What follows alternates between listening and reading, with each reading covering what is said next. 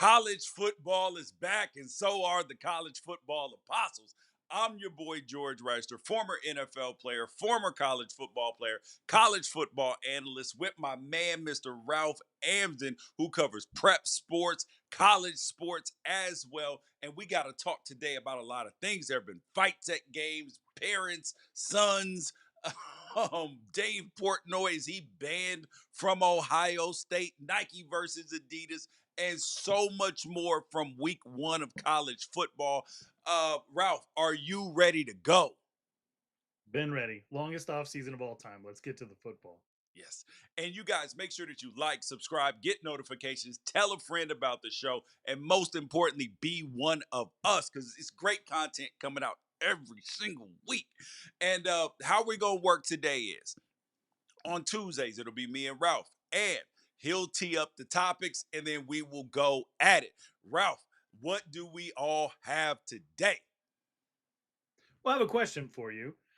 You have a son who is a college football quarterback. Yes. If you went to one of his games and maybe he didn't win, uh, is there any possibility that you would fist fight your other son just to get a little bit of that stress off? No. No. There's a No, 0% chance that I'm fist fighting. No, no, no, no, no, no, no. I'm gonna say, yeah, I'm gonna say it's a 0% chance. a zero Be- percent chance. Okay, yes. so what we have today is Kansas State quarterback Avery Johnson. His dad and his brother were rolling around in the wet streets of Dublin after Kansas State lost to Ohio State 24-21 on Saturday. They issued a statement, a joint statement, a family statement, said we sincerely apologize for our actions following yesterday's football game in Ireland. Senseless bickering escalated into an unnecessary fight. We have resolved our differences and take full responsibility for our actions. We've apologized to our immediate and extended family and now extend our apologies to Kansas State University, its alumni, and fans. What do you think of that?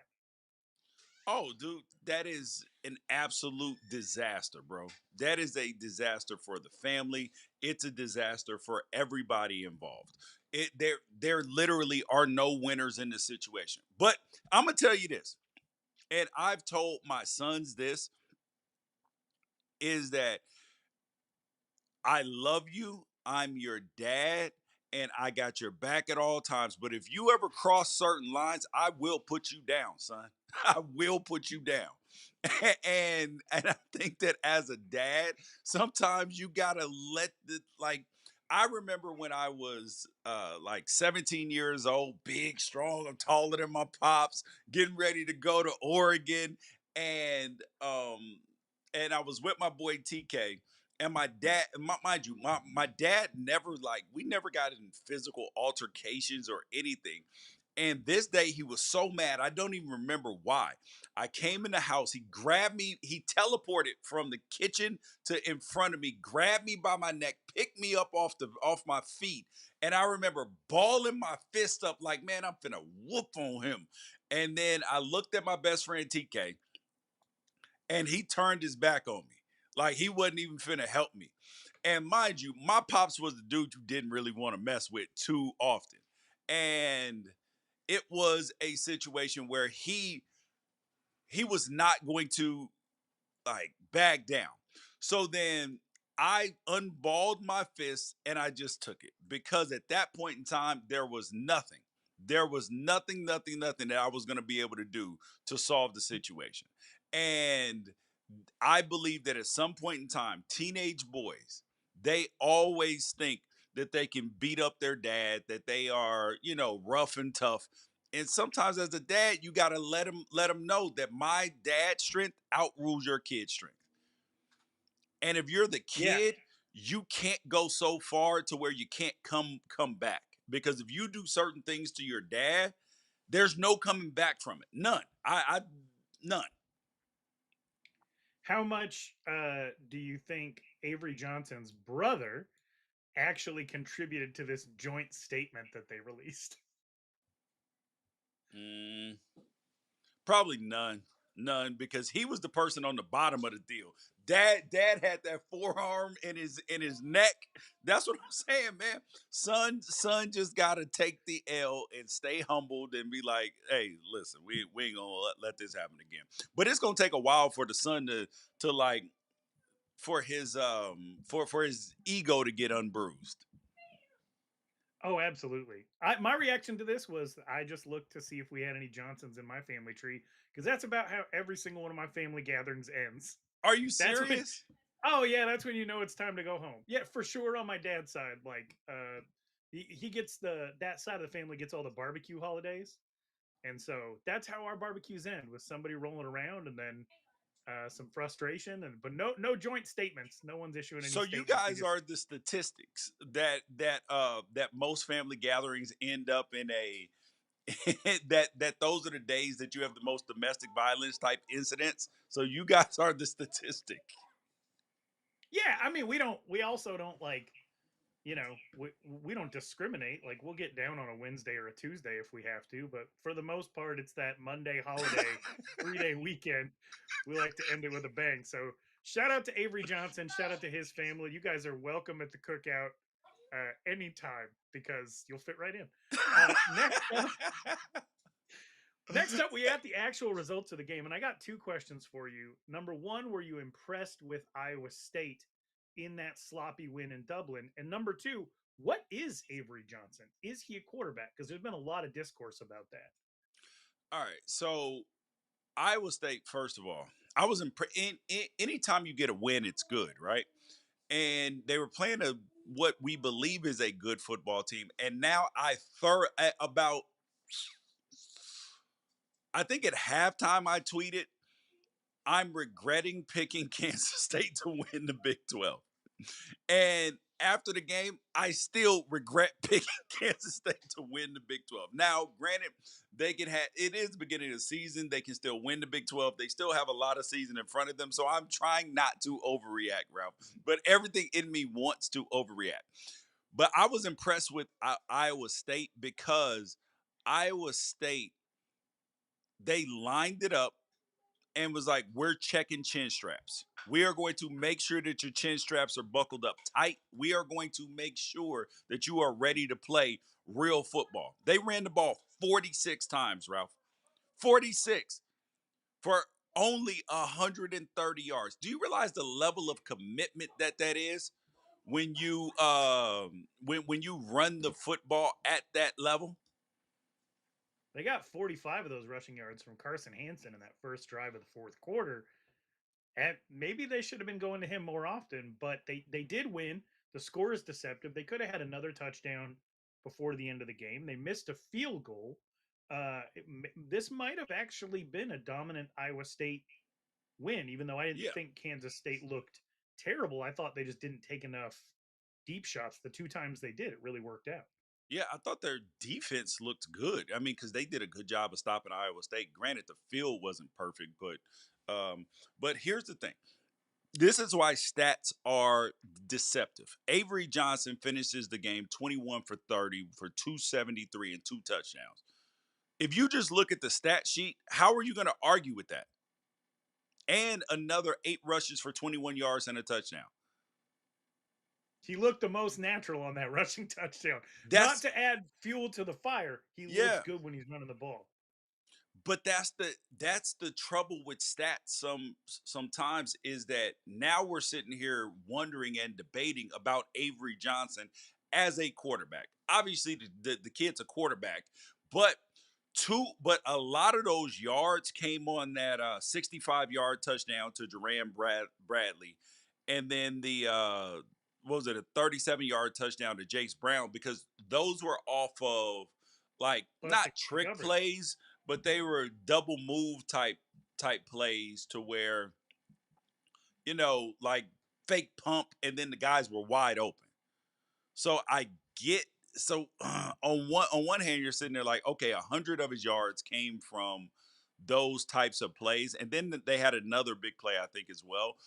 But it's just you're not looking at it and seeing the type of progression and reading and everything else that you would like.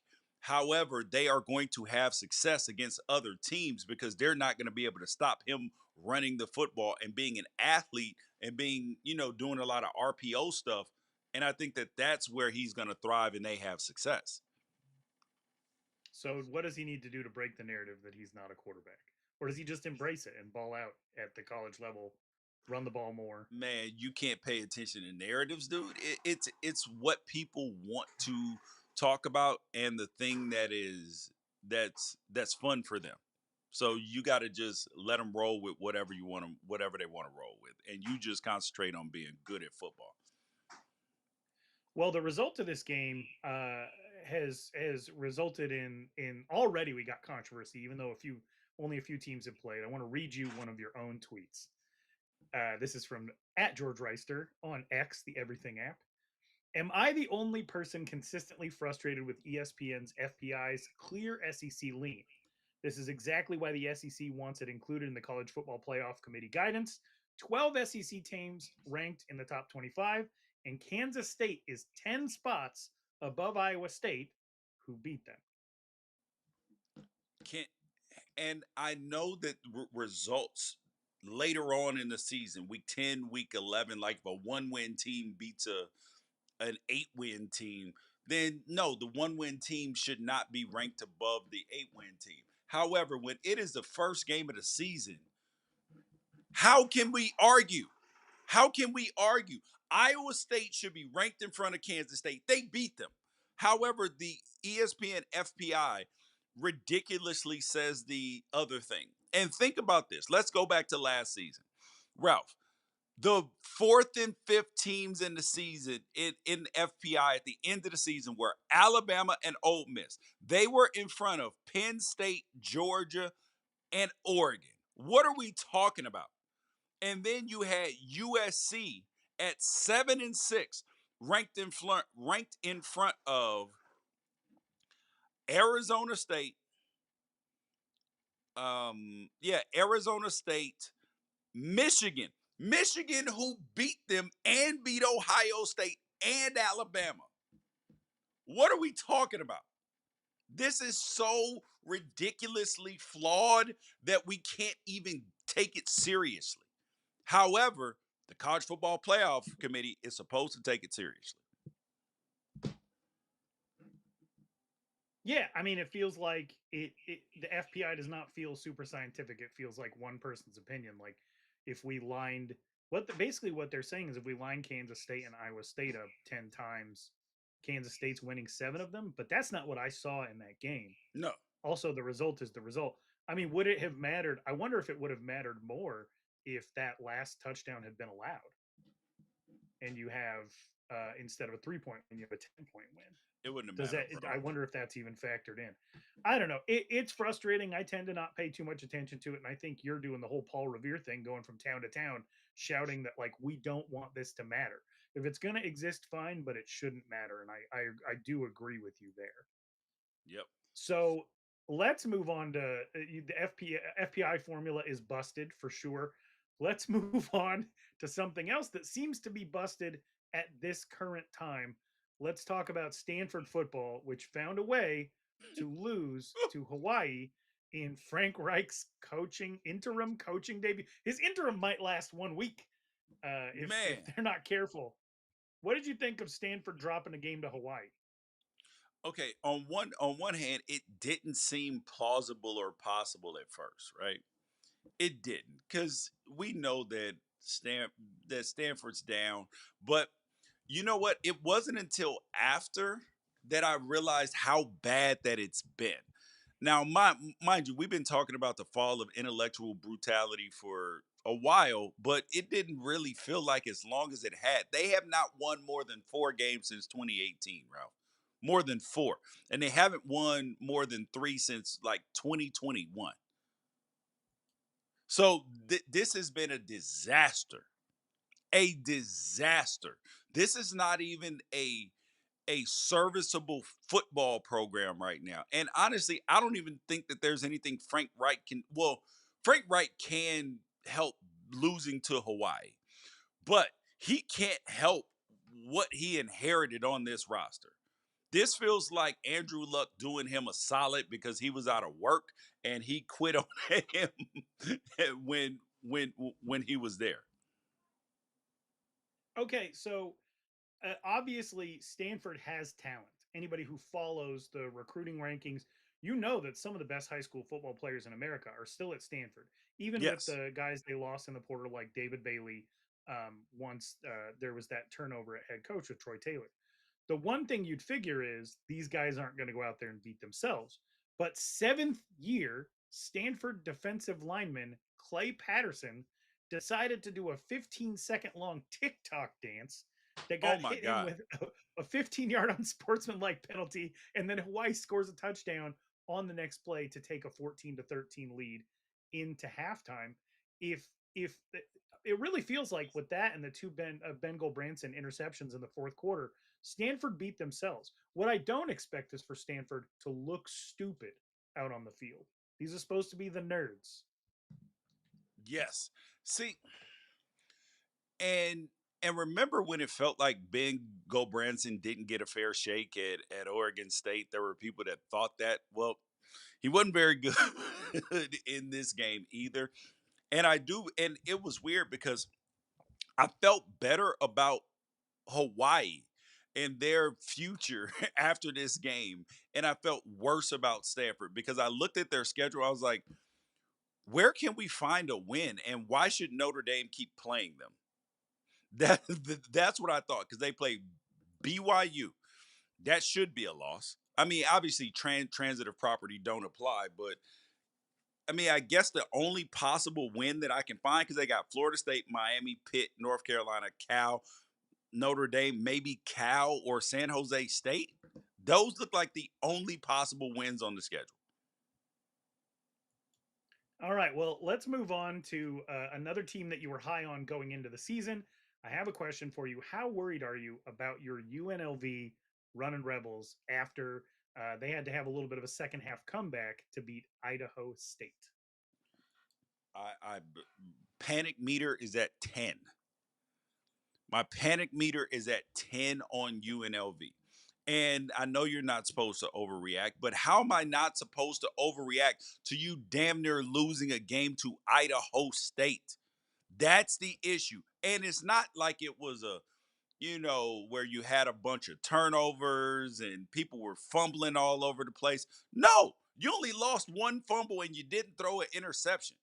So how am I supposed to look at that? I mean, because if you fumbled the ball and they picked it up, ran it in for touchdowns and stuff like that, I can get behind that. But the issue is they barely won, Ralph, and they got four interceptions. They got four interceptions. How am I Two supposed? by LT Welch. Shout out to LT Welch. They got four interceptions, but they also gave up 400 yards passing from Yes, Idaho State. yes. So if Idaho State can throw for 400 yards on you, imagine what. Let's see the rest of UNLV's schedule. Shit, imagine what Sam Houston State's going to do to you. They Imagine what throw a little bit. UCLA's at. Remember when we thought that UCLA UNLV was going to possibly be a competitive game? Man, Nico might be headed to a high. We might be talking Nico for Heisman after that game. Okay, so I do have one question for you because the way they came back and won this game is pretty interesting, especially if UNLV is going to get their life together and be a factor in the Mountain West and possibly for a spot in the college football playoff. They almost pulled it off last year. In the fourth quarter, they tied the game up with a Calandria touchdown pass, and Yes, then Alex Orji comes in and wins the game with an 11-yard run. Looks like we got a two quarterback system, which we it's thought a it might be disaster. going into the E- season. e- How do you determine who your quarterback is when they both did what was necessary to win the game in the fourth quarter? that was desperation. There was a Hail Mary. This also shows that Alex Orgy, even with a whole different head coach, they don't believe that he can throw the football at any type of competent level. Um, which is honestly disheartening because the kid's a hell of an athlete. He should be okay with the position change at this point, if we're really being honest. Like this is one of those things that needs to happen for his career. And if he ever wants to play at the next level, if he's fine with this, then listen. If he likes it, I love it. And I'm excited about UNLV still, But this was scary, Ralph. 31 points to Idaho State and them throwing for 400 yards and then having a quarterback issue. I say just start Calandria. Just start Calandria and go from there because you or start Orgy and go from there. Just let it happen. Rock with one quarterback, and that's it. So what it feels to me like you're saying is you can't erase the results of what you saw out of your mind. Yes. But my question is, can we erase results? Because your son's team, UC Davis, they went out to play Mercer, actually had a pretty good game going, then lightning starts striking in the distance.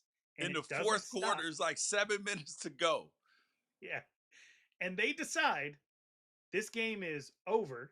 It's not going to be completed. And it will be as if it never happened. The stats do not count. What is your take on UC Davis Mercer ending 23-17, but not really because it never actually happened? Yes, it's a no contest. I was like, are we watching boxing or wrestling? This bout is determined as a no contest. Like, what? And I remember I was like, these stats don't count. Do you realize how upset I would be? Like, imagine if you are a kid who is up for postseason awards. Your Or stats just ain't gonna be what. what about when you went to Mississippi State when you were at Oregon and it was your first ever 2 touchdown game? What if that game ends in the fourth quarter and they're like, never mind, George did not score those 2 touchdowns? What? Do you know how mad I would be, bro? Because when your career is over, those stats matter to you. You care about those stats, and just to pretend like they didn't happen, no way, no way. You might have somebody miss out on being an All American with tackles, sacks, punt returns, anything, and that's terrible. It's like kissing. That's worse than a tie. Just saying, hey man, the weather was inclement. We can't finish the game. Like, man, that's garbage. Sucks. Sucks to Okay, suck. so we're gonna move on from the games that did or didn't happen last week, and we got to talk about something that either is or isn't happening right now. Apparently, Dave Portnoy and the Barstool pregame show Yes. are not welcome at the shoe for the opener against Texas. No, the Now, Fox this pregame is, show. well, not just the Fox pregame show. Here's the rub. Barstool has its own pregame show that goes Yeah. on simultaneously, allowing for Dave Portnoy to be part of the Barstool pregame show, which they had set up to be outside the shoe for for the game against Texas. And then he would go in and be part of the Fox pregame show, the Big Noon Kickoff, because Fox and Barstool now have a partnership. It came out today. Front Office Sports reported that Dave Portnoy is not welcome. So Dave Portnoy pulled the Barstool pregame show from Columbus. He said it's going to be studio based, and he loves this. He absolutely loves this Yes. because Any anything attention that is gets good attention for him. But my question is because Ohio State's athletic director has come out and said, we did not do this. Who is telling the truth? Who is telling the truth? Because what's the point? My whole thing is, what's the point of Barstool pulling their pregame show if it wasn't actually true? And Oh, Ohio dude, State's this saying this was is a Fox decision. so I so being working in the television industry, I think either one or two things is happening right here. Either Fox is saying we don't want competing interests like between Barstool and here on site, right? Or this is 100% a marketing play. This is a we're going to say we got banned. It's like the thing that made the Jordan so popular is that they got banned. Yeah, the thing that made people buy more rap albums is the Parental explicit advisory content. sticker. Yeah, Yeah, and exactly. that oh we you can't buy it at certain places. And so because remember, they are competing against Game Day on ESPN, and this is something that they wanted to, like, they are trying to overtake Game Day. Like, this is a war. This is the only reason why Portnoy is on there, is to compete with um McAfee and Pat McAfee. So now we're in a situation where you got Pat McAfee, Portnoy, and now Portnoy's got to make some noise right before. So now people are going to tune in just to see what he's going to say and if he's going to make a ruckus about it. I watched Dave Portnoy's video, and he said that they had to pay a cancellation fee for backing out. But if you're banned, you shouldn't have to pay anything. So what this maybe I think happened was people at Ohio State expressed some misgivings about having a Michigan booster doing stuff in Columbus. And Dave Portnoy, who is brilliant when it comes to marketing himself and his brand, said, fine, you don't want us there, then we'll pull out. And then maybe tell front office sports they didn't want me there anyway. And then Dude, Ohio State this is is the left having to backtrack. if Ohio State did this at all, this is the pettiest thing ever. Pettiest thing ever. And I love it. I love it. I love petty college football. I love it. Cross out the M's everywhere, cross out the O's everywhere. That's a level of commitment. And I love people who are committed. Yeah, this isn't a bad thing that happened. This is the most hilarious possible outcome. Is good for everybody involved. It's got us talking about it. Everybody's going to be talking about it. No one got hurt. Like nothing truly bad happened, but it is a very interesting wrinkle. And it's possible that, Dave Portnoy and Fox, decided to say, hey, we're going to take our ball and go home. I mean, imagine you're about to get married, you're contentious with your future mother-in-law, and you say something like, man, I don't even know if I want her here. That doesn't mean that you're not going to have her there. It means I don't even know if I want her here. But let's Yeah. say that comment gets back to her and she decides not to show up. And then on your wedding day, that's what everybody's talking about. So Mm-hmm. I don't know. That's just me maybe reading into the situation. But let's move on to our next topic. Uh, Jedd Fisch. Yes. Now, you interviewed Jedd Fisch this Head offseason. coach at We both think Washington. he's a great coach. He was at like 12 spots in 17 years before he got that Arizona gig. He Yeah. parlayed it into taking over for a team that had just been to the national championship. Now, the longest place that his wife and kids ever were is Tucson. And after 1 year, Jedd Fisch's wife Amber announced that they're going to be moving back to Tucson to finish up their schooling. They got an 8th grade and a 10th grade daughter. This isn't exactly a beloved family in Tucson, by the way, but their kids probably made friends. And so you have a coach's wife and kids thousands of miles away. Mm. What is your take on this? Okay. So initially, my initial thought was, whoa, is there, like, are these people getting ready to get a divorce or is there something? But then once you recap this again and you're like, you got an 8th grader and a 10th grader. 8th grader, not necessarily as big of a deal, but the 10th grader, been around their friends for a while and all of this stuff at the same high school, is probably tough. And so the kids may have been miserable, unhappy. Things can happen at schools to kids, especially if you have a famous family, and they just might not be acclimating well to the weather, to anything. And as a parent, you have to do the best thing for your family and for your kids. And this is going to put some stress on their relationship. That's just the truth. Now, mind you, they can fly to every game on the weekends on their private jet because, of course, that's probably part of, Jedd Fisch's contract and all of that. But it is going to put some stress on their marriage being far away from each other. That's just the truth. So I'm hoping Do for you good think things. do you think it's going to come up in recruiting? Do you think that like Oh, somebody what? What? at USC is going to say, "Well, you think Jedd Fisch is going to be there long term? His wife and kids don't even live in Seattle." You think you want to live in Seattle? Bro, his wife and kids don't even want to live in Seattle. Yeah. It rains all the time. It's terrible. It's garbage. It's this. 100%, Ralph. That will be said time and time again. Oh, you think he's Jeff? Hey, man, the man has moved 17 jobs and this. Even though it's not all his fault because assistant coaches have to move around a lot when head coaches get fired and everything in between. But I do believe that this does put in jeopardy his long term future in Washington. Not his short term future, but, you know, 3 years from now, we could be having a different conversation. And mind you, I'm the guy who picked Washington to finish fifth in the Big Ten this year. And if they do that, and then he has another season of that, and then I don't know, Arizona Cardinals head coaching job comes open, and they ask Fish, he probably gonna take that one. I got a wild scenario for you. Uh, what if Brent Brennan gets fired?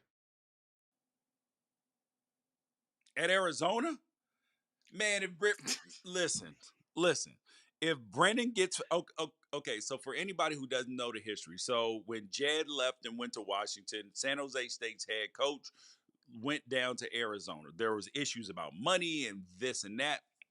The Now, AD that hired Brent Brennan got fired 1 week later. By the way, yes. So some of the people are gone.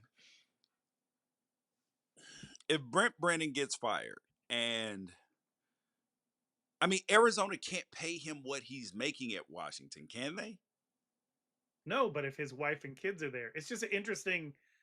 I don't know. Seattle. I'll Would he say take this: like Seattle's tough. $6 million to go back instead of the what 8 or 9 he's making now to be closer to his family? Ah, man, this is nasty. People are gonna think you're trolling because you're an Oregon guy, but here's the truth: like you've been higher on Washington than anybody going into this year. You went out to Seattle. You interviewed Jedd Fisch.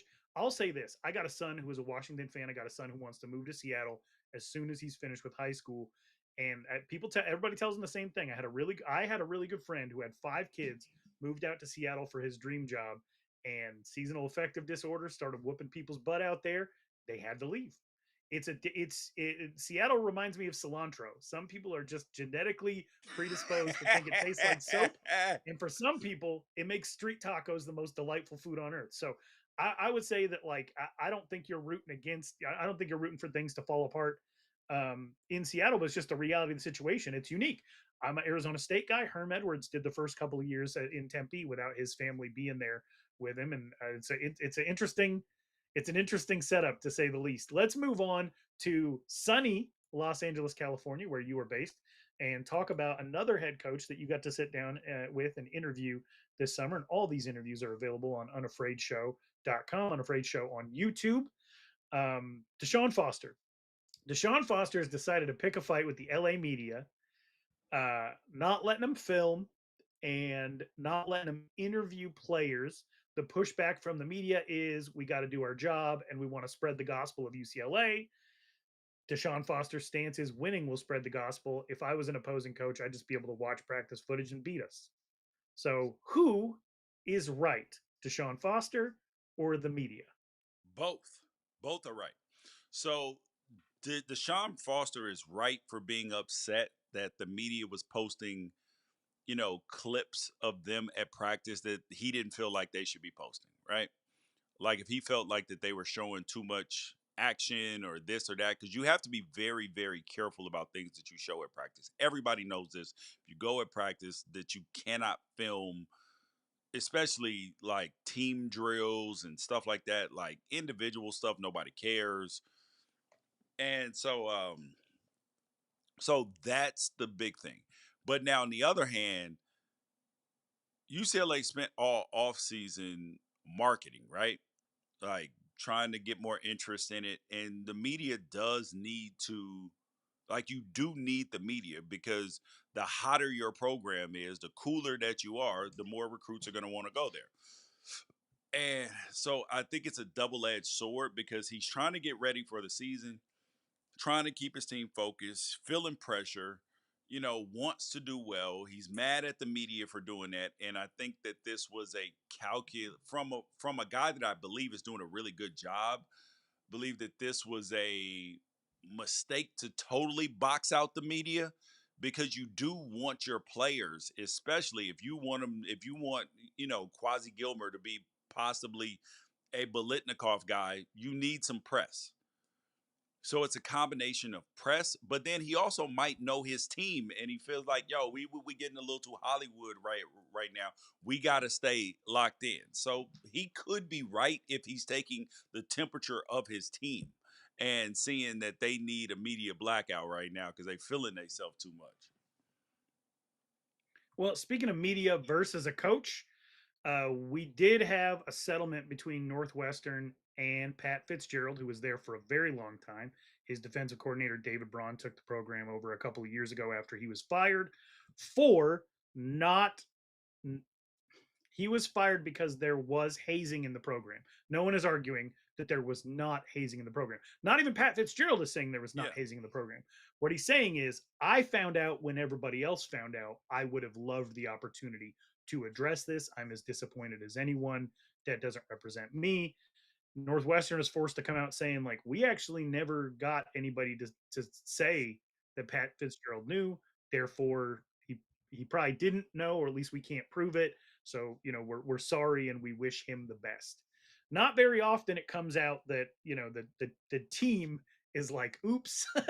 But at the same time, this is something that was supposedly so ingrained in the culture that it was passed down from class to class to class, that they even had these hand signals that players would give out when they'd identify a freshman that they were going to put through the car wash or whatever, or make them run around naked or take naked snaps or weird stuff, like really weird stuff. If my kid was at that program, I'd have been furious. But the whistleblower happens. The media kind of piles on Pat Fitzgerald because, as you've said, like, how could you not know? Which ultimately was why he was fired. How did yeah. you not know? Okay. So, but with him being cleared, will Pat Fitzgerald coach college football ever again? The answer to that is yes, but it'll be weird. He will coach college football again if he wants to. He's just got to go through his sit out period. He's got to go through his sports washing. He's got to appear on TV a little bit, some podcasts, talk about leadership, talk about how things are changing in the game and how you have to be ready to adapt. The issue is this: is that he was never built to coach anywhere else but Nebraska. I'm sorry, but Northwestern. He's a Northwestern guy. He loves it. He was there for the grind, there for the build. I don't know if he would have left for other jobs. So he had his heart set on that. So until his heart changes and he can be like, all right, I want to coach college football and I'm never going to coach at Northwestern again, at least in the next 15 or 20 years.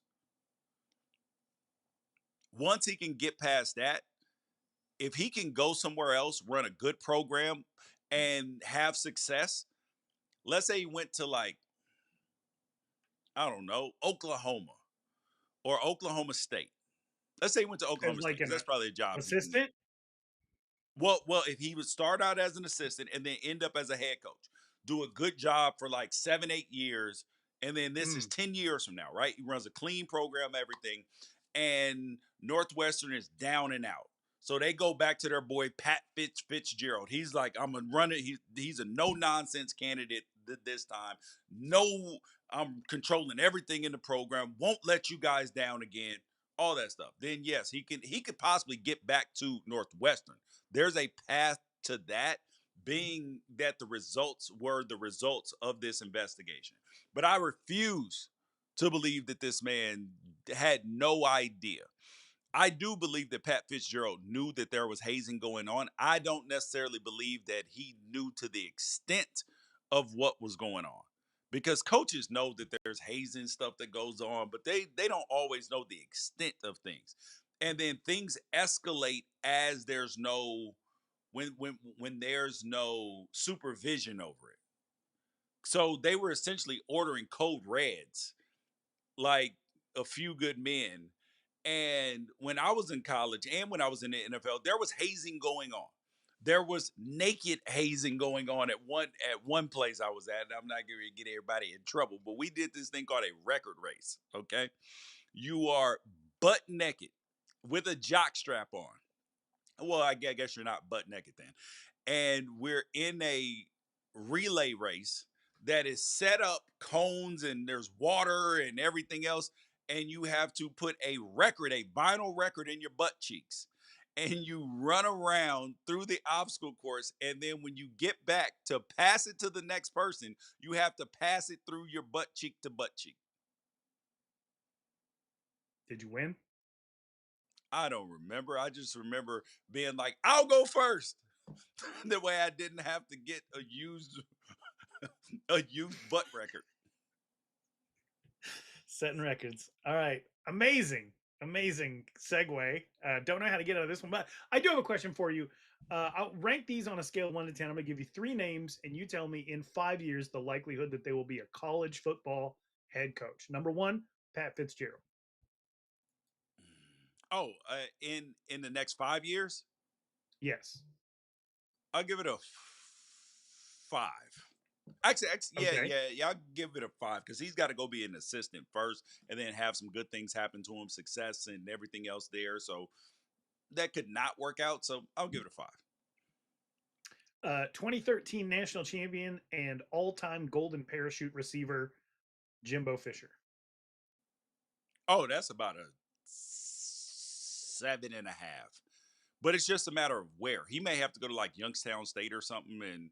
But here's the thing is I would hire Jimbo Fisher as my head coach. I'm just not paying him like he wants to be paid. I'm gonna give him it will be an incentive laden contract every single year. Okay. It will extend a year every single year, and you get raises based upon what happens. 6 wins, you get an extra $1,000,000. 7 wins, $1,000,000. 8 wins, $1,000,000. All of these things, you can get up to all the numbers that you want, but you ain't getting that guaranteed money. That's what you're not doing. You already ran off with somebody else $76 million. Do you think I'm letting you get unmotivated and uninspired again? Mm-mm. No, no, no. You got to work for what you want, buddy. And you'd think maybe he'd agree with that because the class of 2022 is supposed to be the greatest recruiting class of all time, and they got all that money up front, and look what happened to them. Some did well, some didn't do anything, and so maybe he would agree with that. And my last one is Mr. John Gruden, who is probably on the verge of a nice payout from the National Football League to avoid discovery of any kind in his email leaking case of him getting fired from the Raiders. He has come to love college football a bit and said he would be open to coaching in the SEC. What are the odds in the next 5 years he is a head coach in college football? I'm gonna go with an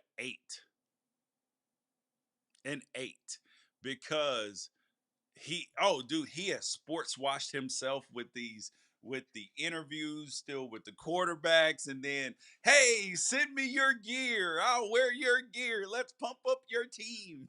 Like that whole jam. He's done it well. He's like the old uh crazy uncle that we all love. Oh, forgot about all the other stuff. And that's where he is right now. Somebody is going to hire John Gruden. Garrett, you can book it. You can book it. Remember it, write it down, take a picture. And now, and remember, he was like, I'm open to coaching in the SEC. Slow down, pal. We can't hire you in the SEC yet. Well, I will throw this out there. We are also open to free gear here at the Unafraid Show and College Football Apostles. Um, let's get into something that you know quite a bit about, and that is the shoe companies' relationships with these colleges. We just had Tennessee become the flagship program for Adidas, and we also had South Carolina agree to a 10-year deal with Nike.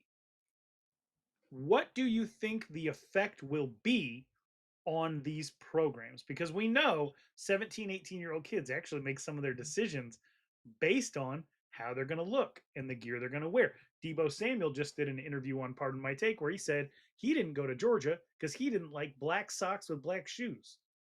So, like, this stuff actually factors Yes, into the people decisions. don't believe that this stuff matters. Dude, Tennessee going to Adidas is going to have some level of impact on their recruiting in a negative way. South Carolina going to Nike, it is going to have a positive impact, not only in women's basketball, but in football as well. It is going like these things are Auburn. Auburn. There were kids who didn't want to go to Auburn because they were sponsored by Rydell. and then they went to Under Armour, and now they're back with Nike. It is going to be they're going to have some recruiting advantages because of that. Well, you're a Nike guy. You make no bones about being a Nike guy. I'm an Adidas guy. It just so I'm a happens. guy. Listen. This is Unafraid Show. This is College Football Apostles. We like who likes us. I have He says with historic. a swoosh. He I says with a used swoosh on his shirt. Hey, ordinarily, if you notice, that I'm wearing logoless. I don't have a logo on shirts intentionally because everything is for sale. Everything just ain't on sale, and and I am not a free advertisement kind of person, unless it's somebody that I do. We just caught you lacking on this particular occasion. All right. Well, speaking of money in college football, you had said that the NIL go was a good idea, but the execution of it is really going to matter Yep. to whether or not it gets sued into oblivion. We have to start all over again. A lot of these deals are based on who's hot in the moment. We want somebody to represent our company who did something good right now, who's in the zeitgeist right now, who people are talking about right now. But some of these NIL Go deals are taking weeks to approve, which means Yes. the deal is no longer relevant, which means it is costing players money. Is this something that needs to be fixed immediately? Could this be the death of NIL Go if they do not fix it immediately? Oh, I do believe that there needs to be some priority with like that things should be that there should be a priority level that you submit things. Like that there's a deadline by a certain date. And if what you put in there is not true, then you get pushed back to the bottom of the pot, back of the pile. Like if you push immediate, and then you say, and it's not immediate, it's like 6 weeks from now, bro. You go back into the bottom of the fair pile. You know what I mean? Like if this is something where somebody catches lightning in a bottle, something happens, they should be able to capitalize on that in that short window, because sometimes things are very very short windows. There should be an expedited process for those sorts of deals, the way you jump up to it's like if you go in an emergency room and you are, like you got a cut on your finger that probably needs stitches, but it's not gushing all over the place. Somebody has a cold that comes in. Somebody has, and then somebody is coming in there going in cardiac arrest, even though that they came in 20th. They should be seen first because they are in cardiac arrest. They're having a heart attack or whatever. They should jump to you're having anaphylactic shock. You jump above everybody else who's been there for 3 hours already. That's the way that it should work. So So what's a heart attack? Bojangles? We got Bojangles money coming through. Hey man, it just depends. Like if you get in like a deal and somebody's like, yo, this person just became super famous over the last couple of weeks. And it's Carnival coming through, and we want to do this with them because we just found out that they are, of Caribbean heritage and they just won the national championship. Okay, cool. Boom. We got to get going. So So yes, this that's is how these media definitely, shows work. yeah, this is definitely a problem. And granted, there needs to be stiff enforcement in terms of these deals. You can't just let people just slide any old thing through, but there does need to be an expedited process. Let's get to this weekend's games. First of all, I would love to know, you and I haven't talked about this off air. What is your setup for when you're doing studio show with the CW? Congratulations, by the way. Thank you.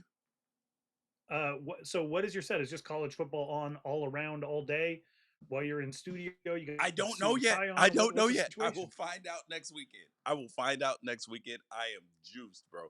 I cannot tell. I do know that there's a 100-foot by 20-foot wall that I'll be standing in front of.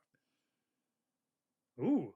So you're in the home studio this weekend for the big kickoff weekend. Yes. You're gonna be watching from your home setup. Yes. And I'm gonna figure out how we're gonna do a watch party We're going to have a watch party with some Unafraid Show fans, and it's going to be a lot of fun. All right, so I have a question for you because there's a lot of good games this weekend. You already did previews on some of these. One of the previews got about 500 people arguing in the comments on YouTube right now. Almost 40,000 people have watched this. Everybody's got something to say. You got to check some of these game previews out. Unafraid Show on YouTube. We had Colorado, Georgia Tech go up just today. The Florida State Bama one's interesting because you made an interesting prediction, and now the Alabama fans are like, "We're watching you. If you're wrong, we're done with you forever. But if you're right, we respect you." So it's there's even one Alabama fan who said, "We have the ability to make or break your channel. So you better be right about us." I thought some of those comments were interesting, but I am curious. What will you be watching? What are the priority games for this weekend? You give me some of yours, I'll give you some of mine. Oh, priority games for this weekend for me.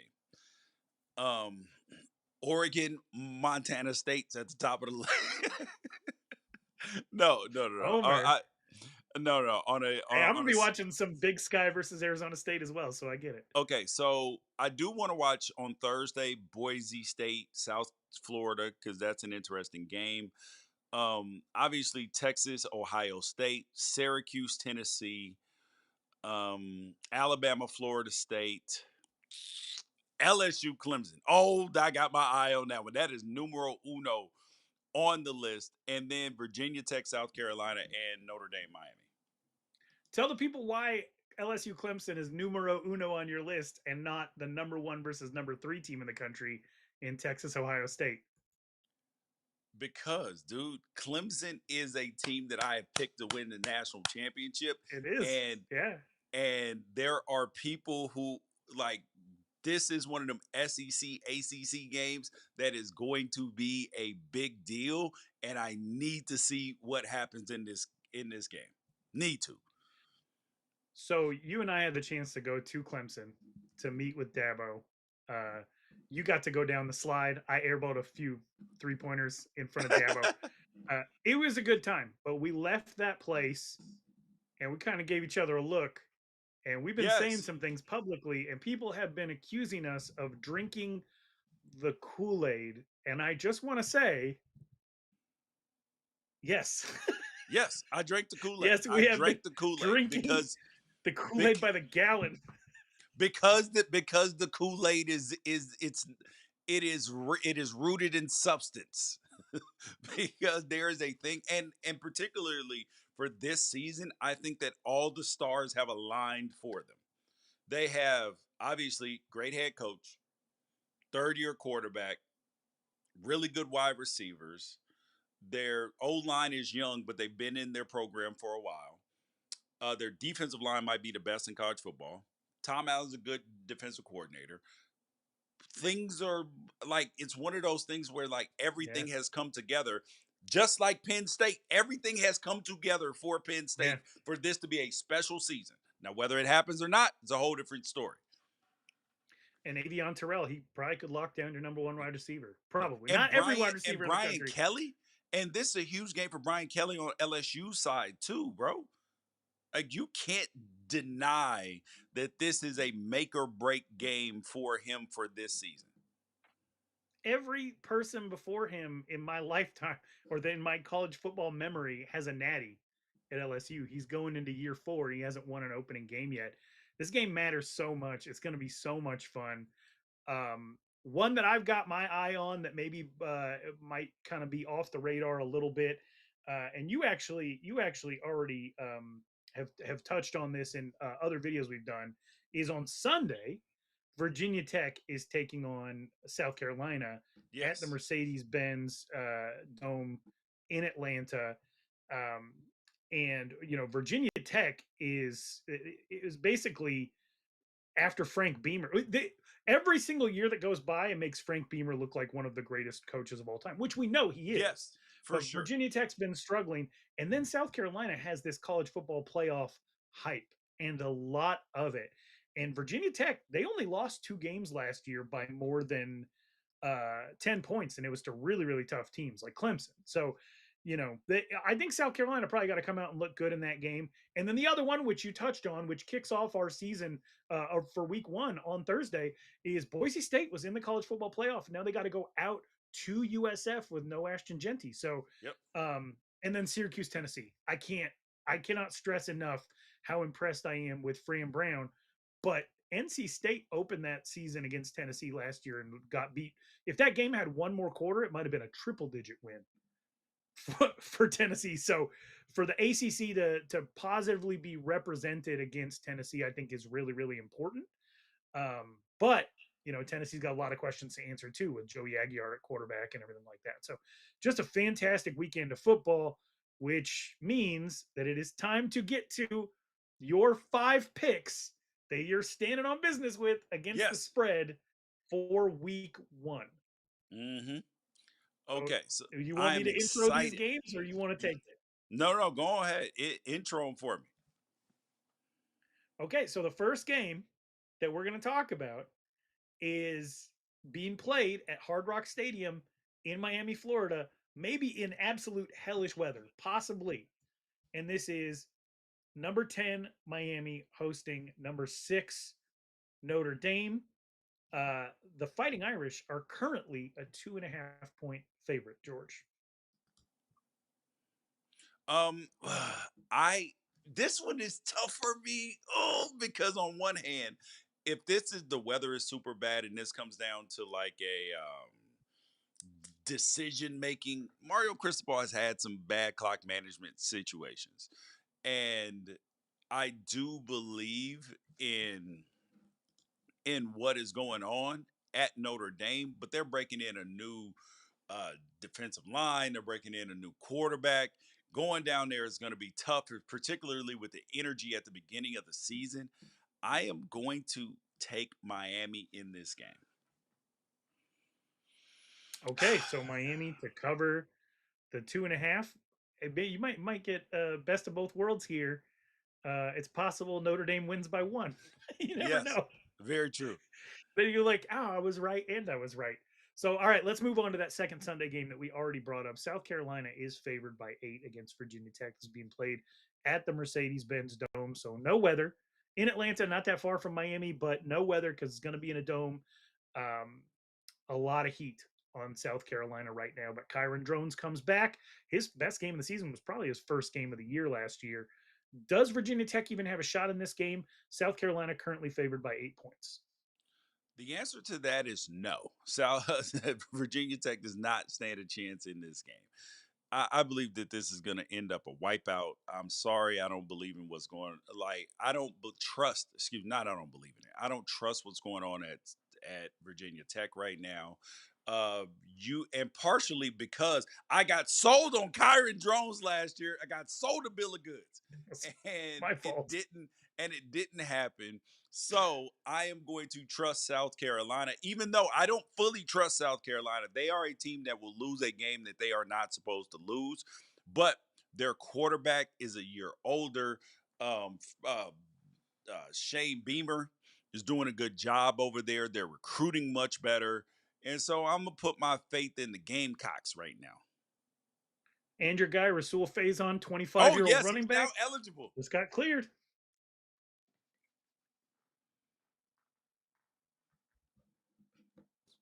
Uh, I think I told you he had the same stats as Jaden Daniels with the 17 touchdowns, 3 Yes. interceptions. Yes. And that was my bad. So apologies on my end. Let's jump to the next game. Auburn against Baylor. Baylor is a 2.5-point dog in this game. They got Sawyer Robertson coming back. Auburn has been recruiting like gangbusters. They go and get a quarterback from Oklahoma. They go and get a quarterback from Stanford. They got a bunch of play callers, bunch of quarterbacks. Who do you like in Auburn Baylor. against Baylor? Baylor. I hate having 3 different play callers. Like Auburn is going to do nothing great can come from it. Not quarterback continuity, nothing of it at all. This is headed for disaster. This is going to start the end of the Hugh Freeze era, potentially losing to a Big 12 team, but it will help the Big 12. But mind you, Hugh Freeze will go win some games in the SEC. Then it's going to throw everything off, and then you're going to be like, well, all these an ACC team beat a top SEC team, a Big 12 team beat a team that beat the some SEC teams, and if Ohio State beats the SEC, how can you sit up here and be like, hey, well, we should get 5 teams in the playoff? Well, the Big 12 needs this to even possibly get 2 because there's not a lot of good out of conference. And you did a video on this. Not a lot of good Yeah. out of conference games this year for the Big 12. Sawyer Robertson against Rayon Strader, the defensive back at Auburn, going to be one of the best matchups of the weekend. Looking forward to that game. Our next one up.